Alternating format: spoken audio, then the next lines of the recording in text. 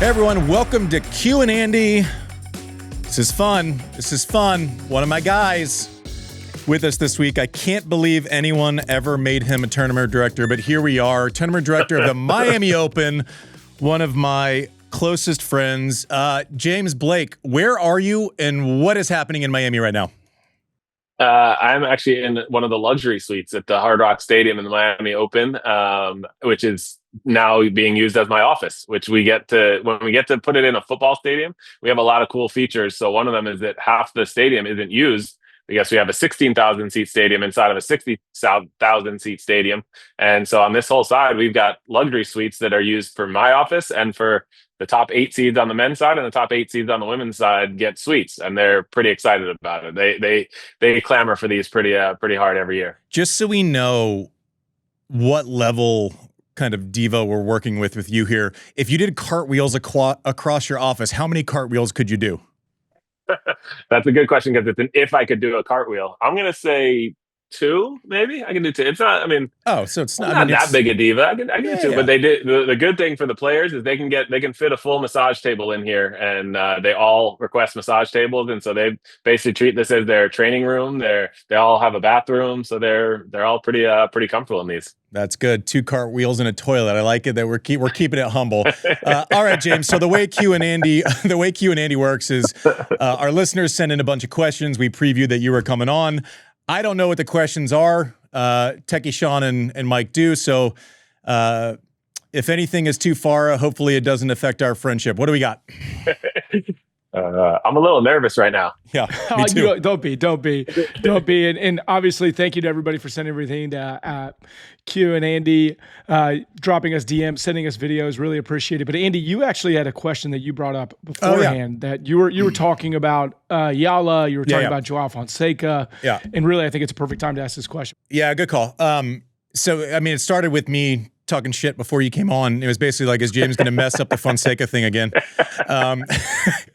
But I guess the proper way to ask it, if I wasn't talking to like a buddy, would be, what's the offset between like the gate and like the phenomenon factor versus like accomplishment and resume, and that has to, the interplay between those things when you're trying to figure out who plays where, what, and when. That's a great question, and that's actually something that is one of probably the most fun parts of my job is really determining that, because it's unique. It's and Joao Fonseca, I learned last year, and I learned my lesson that he's one of one here in Miami. I mean, we've had great draws here. We've obviously had great players in Roger, Rafa, Novak, all the top players. We've had Juan Martín del Potro that was extremely popular, but Fonseca is different, and so different than the names you just mentioned. Yeah. Wow. I've never had a security warning from any of them. The way it was last year, because you put them on stadium. So that. but that changed with last year, that kind of excitement, and we're going to see. He hasn't been out. No one's been out because of the rain yet this year, but he hasn't been out there yet this year. So we're gonna find out just how much this has staying power, and not just the tennis accomplishments, because he would go on stadium before a lot of more accomplished players, people that have greater resumes, have done more here at this event, have done more in their careers. And so that's where you have to make that determination. And I'm assuming you were talking about Yala as well, where she is the phenomenon, and she's got fans everywhere in the world now. And so that makes it so that you have to kind of readjust your assessment of. A lot of times I feel like when I first started this tournament, I would look at, okay, so-and-so has got 2 Grand Slams, so-and-so has got 4 Grand Slams. So the 4 Grand Slams was going on stadium and the 2 Grand Slams were going on grandstand. And it was very much their tennis based resume. And with Fonseca, that's changed a bit because of how popular he is here in Miami. And I don't speak for other tournaments because I don't know if it's the same when he's in Rome or when he's in Shanghai, but here in Miami, he is one of one. Wow. That's nuts. God, part of me, like, I want to get into a full conversation about like how social media affects it, but I won't. My mind's going crazy. Right now, before we got on, you basically said that this is your last reprieve before you have to go face agents, scheduling, courts. It's raining there right now. Everyone's waiting for you to put something together. once you get off air with us, and thank you for coming on, even in the heat of this, but what does the next hour look like after you get off with Served?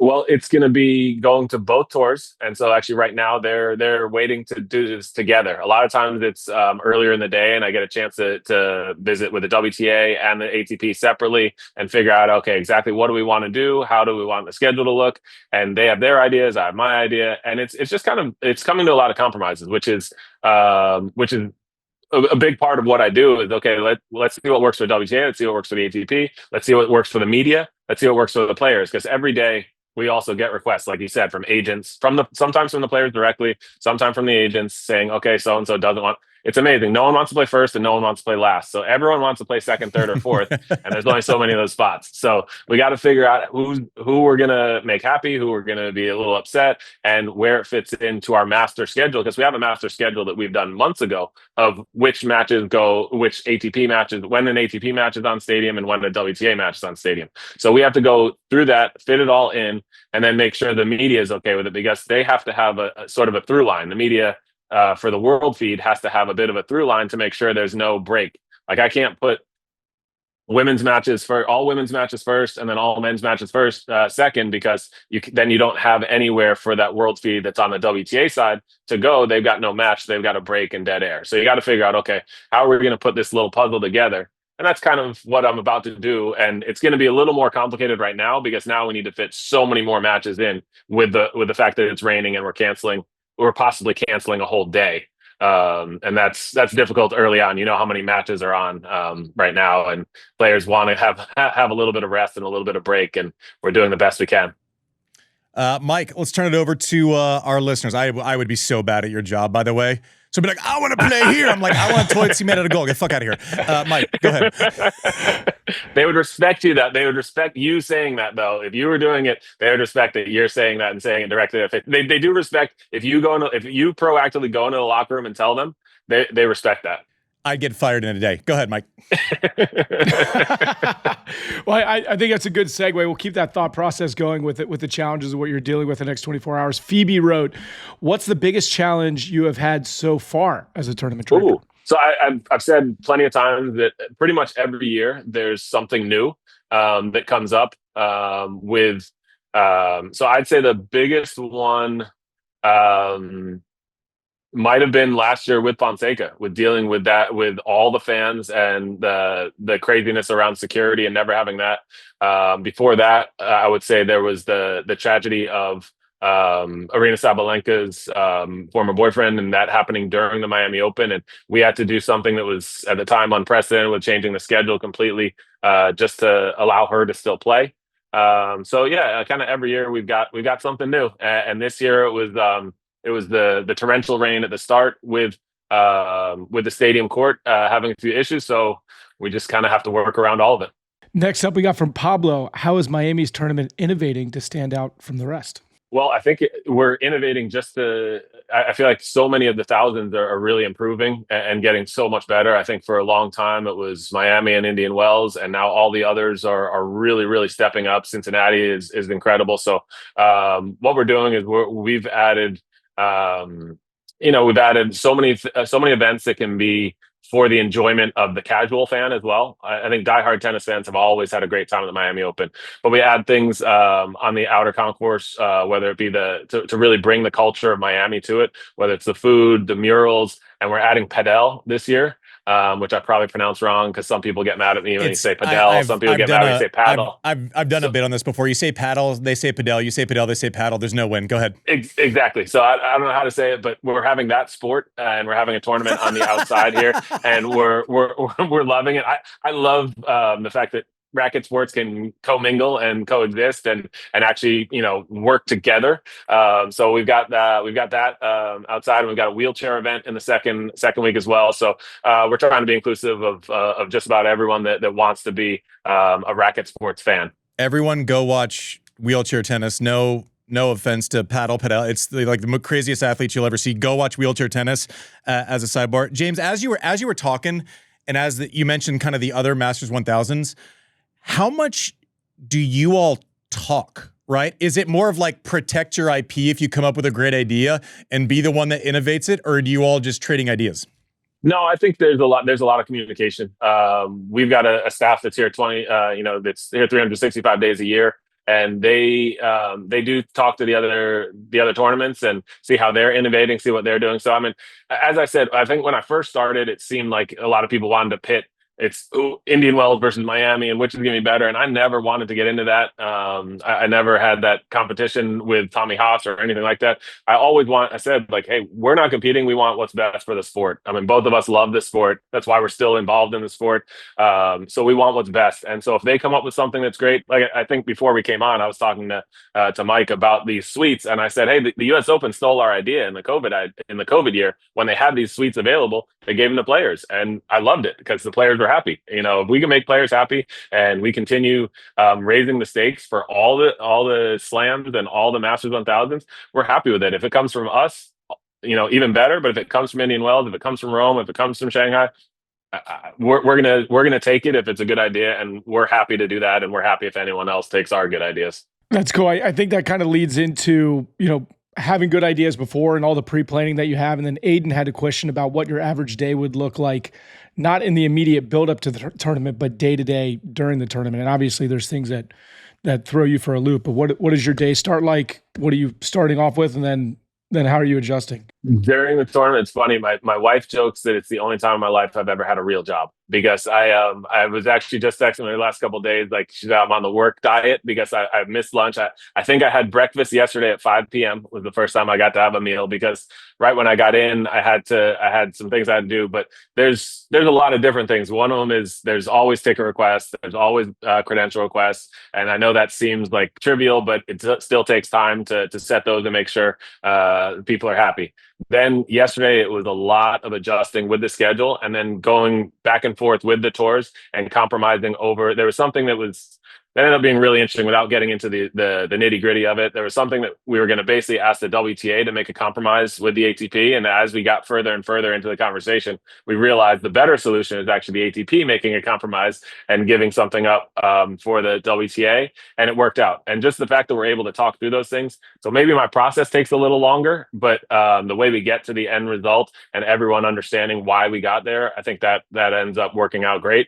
And then sometimes it's dealing with a media request of how it needs to happen, of something that we did and then it needs to ship, whether it be for Tennis Channel, whether it be for World Feed. We have to figure those kind of things out.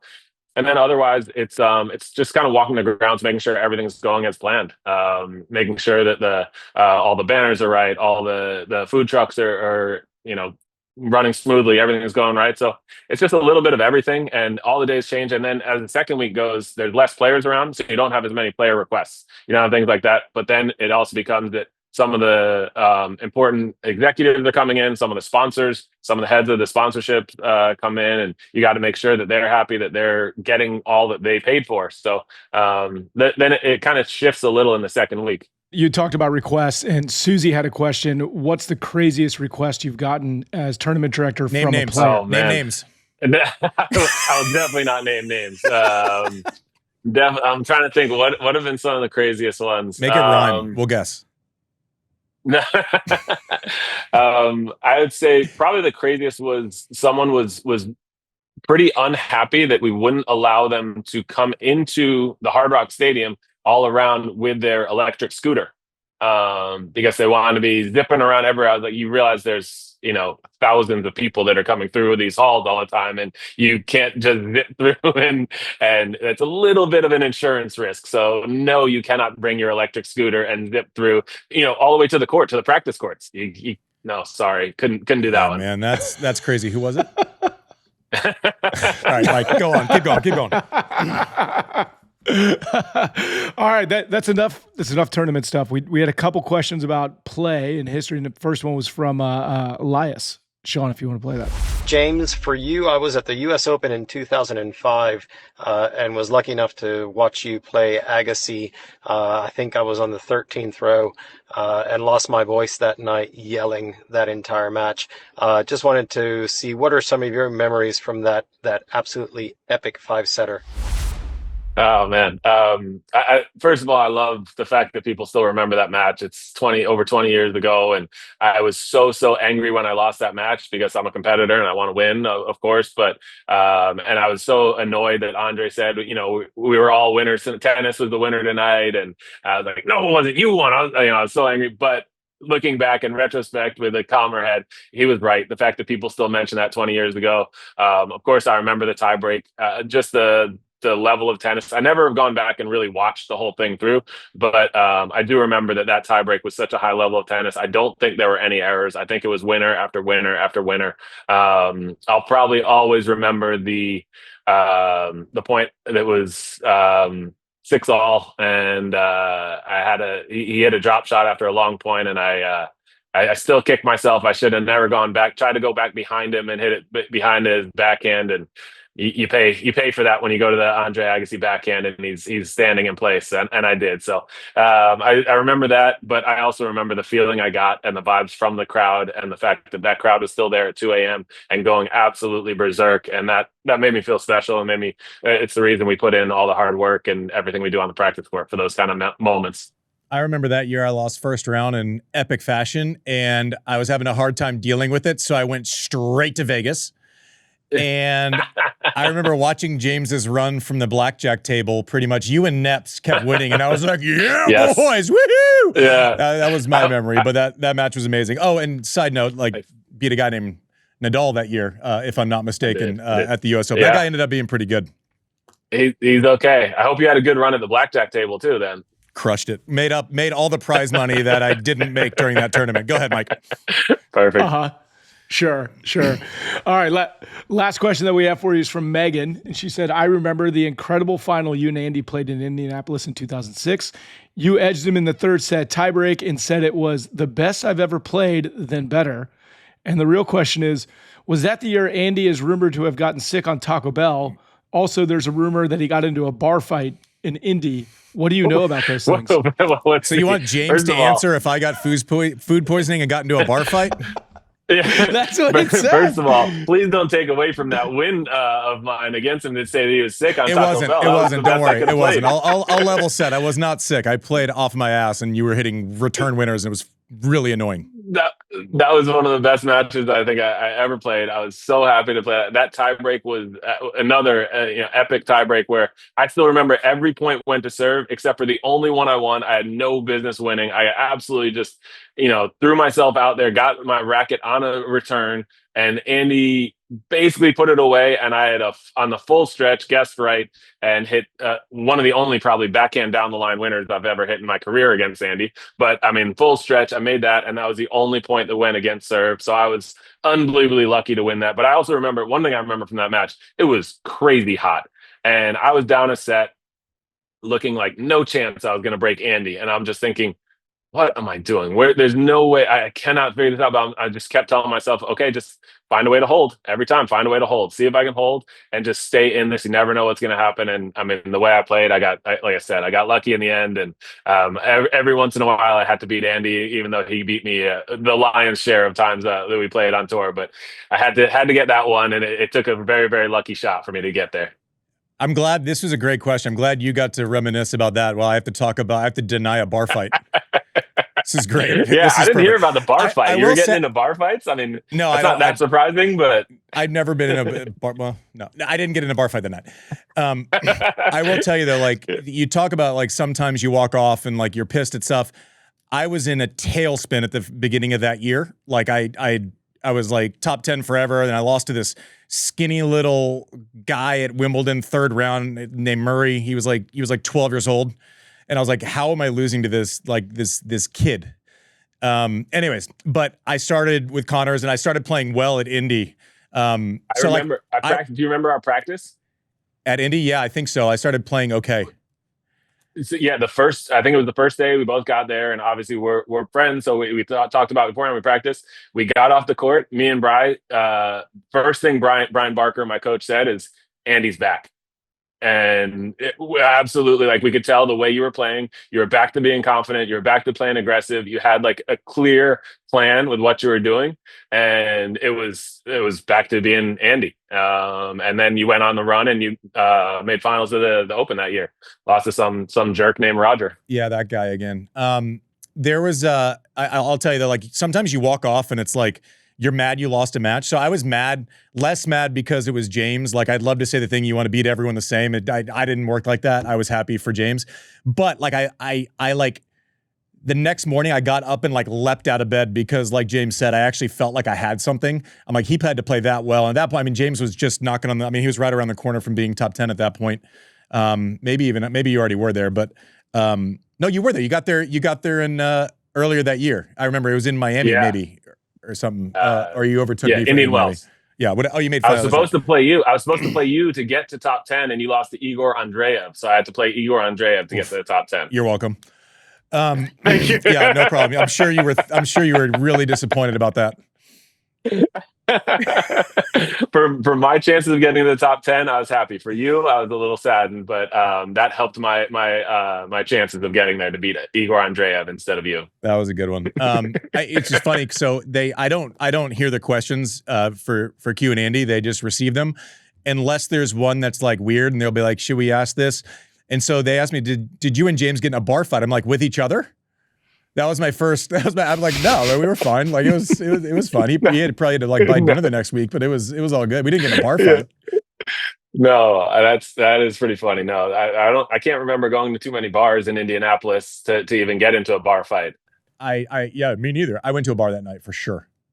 100%. Yeah, there's no doubt.